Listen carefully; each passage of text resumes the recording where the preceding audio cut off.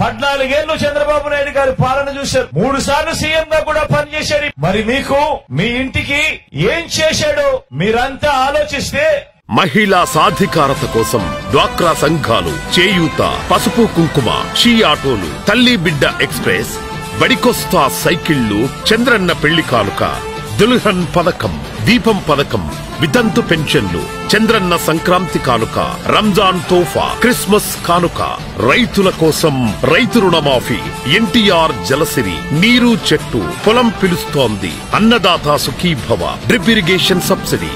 విభజన తర్వాత ఆంధ్రప్రదేశ్ లో యువత కోసం 38,000కు పైగా ఐటీ ఉద్యోగాలు. ఐటీ హబ్ గా విశాఖ, అనంతపురం జిల్లాల్లో కియా, చిత్తూరులో ఎలక్ట్రానిక్ పరిశ్రమలు, కర్నూలులో సౌర విద్యుత్ పరిశ్రమలు, విశాఖలో ఫార్మస్యూటికల్ పరిశ్రమలు, అంబేద్కర్ విదేశీ విద్యానిధి, బీసీ స్టడీ సర్కిల్స్, నెలకు 2,000 నిరుద్యోగ భృతి, fee reimbursement, Gnanabhoomi portal, VIT, SRM, అమృత విశ్వవిద్యాలయాలు, డిఎస్సి ద్వారా 17.6 ఉద్యోగాలు, పోలీస్ రిక్రూట్మెంట్లు, స్వయం ఉపాధి రుణాలు, యువతకు ఇన్నోవా కార్లు, పట్టిసీమ ఎత్తిపోతల, ఫీడర్ అంబులెన్సులు, పోలవరం 70% పూర్తి, గోదావరి కృష్ణా జలాల అనుసంధానం, ఎన్టీఆర్ గృహాలు, ఇంకా మరెన్నో.